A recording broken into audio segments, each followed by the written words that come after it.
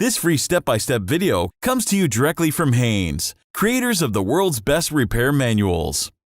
Fix your car or truck the right way with our accurate and reliable information at your side. You can complete more than 200 jobs on this vehicle when you purchase the complete online manual at Haynes.com. Fluid level checks.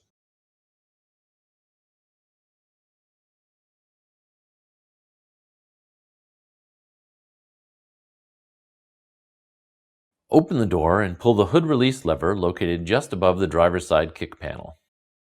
Slide the hood safety latch to the left, then raise the hood upwards. Release the hood prop rod from the clip on the right side of the engine compartment and place the prop rod into its slot in the hood. Brake fluid level.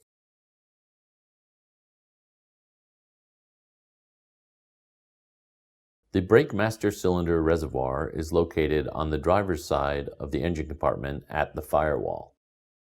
The fluid level should be maintained between the max and min lines marked on the side of the reservoir. If the fluid level is low, wipe the dirt and dust off the top of the reservoir and cap with a clean rag to prevent contamination of the system when the cap is removed. Then lift the cap up from the brake fluid reservoir.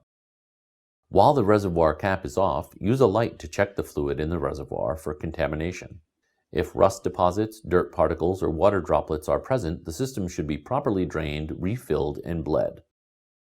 Top up the reservoir with the correct type of new brake fluid until the fluid reaches the max line. Use a funnel to prevent spills. After filling the reservoir to the proper level, install the cap and make sure it is fully seated to prevent fluid leakage or contamination.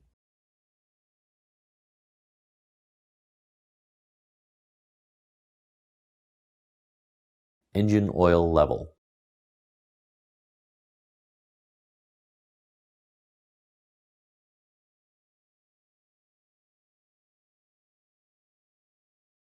Pull the dipstick out of the tube and wipe all of the oil away from the end with a clean rag or paper towel. Insert the clean dipstick all the way into the tube and pull it out again. Note the oil at the end of the dipstick. The level should be between minimum and maximum marks on the dipstick. To add oil, unscrew the oil filler cap in the valve cover and pour in the correct type of oil. Use a funnel to prevent spills. Remove the funnel and reinstall the filler cap. Tighten by hand only. After adding oil, wait a few minutes to allow the oil to drain into the pan, then pull out the dipstick and check the level again. Add more oil if required until it reaches the max mark. Do not overfill the engine.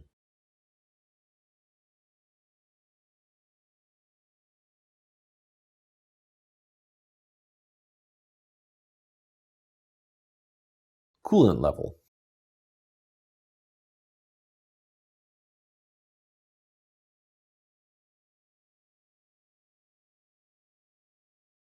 A coolant reservoir, or expansion tank, is located at the front of the engine compartment and is connected by hoses to the radiator and the cooling system.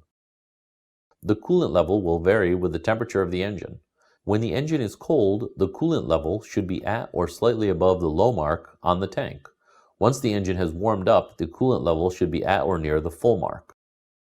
If the level falls below the low line, allow the engine to cool, then unscrew the cap from the coolant reservoir and add the correct type and mixture of coolant to bring the level a little above the low line. If only a small amount of coolant is required to bring the system up to the proper level, water can be used. However, repeated additions of water will dilute the antifreeze in water solution. Screw the reservoir cap down until it is secure. Drive the vehicle until it is warm, then recheck the coolant level.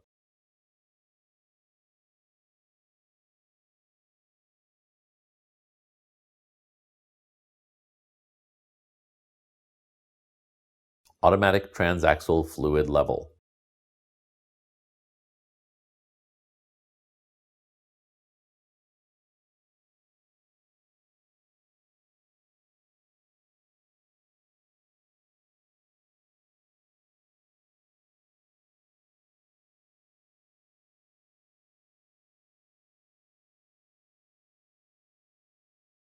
Open the door and apply the handbrake.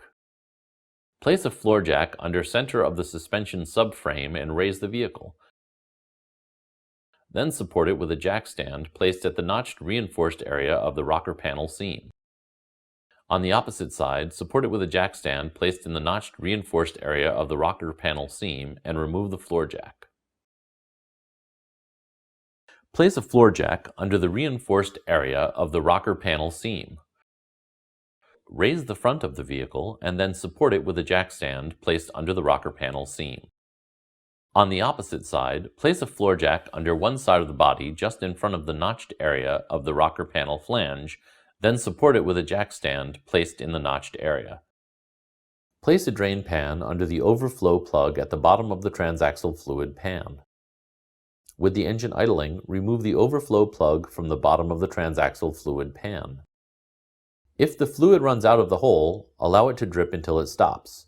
If no fluid comes out of the hole, remove the fill plug located on the side of the transaxle housing near the rear.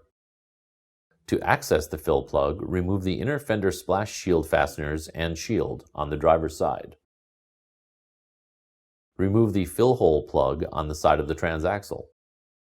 Add the proper type of transmission fluid through the fill hole until the fluid flows through the overflow hole in the bottom of the pan. When the flow of fluid slows to a trickle, reinstall the overflow plug and tighten the plug to the specified torque setting.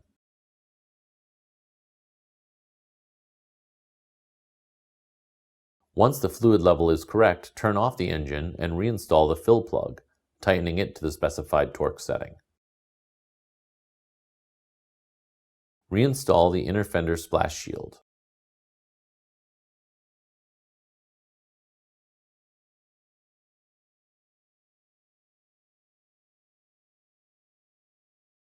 Raise one side of the vehicle at a time, remove the jack stands, and lower the front of the vehicle to the ground. Using a floor jack, raise the opposite side of the vehicle, then remove the jack stand. Then lower the rear of the vehicle to the ground. Recheck under the vehicle for fluid leaks during the next few trips.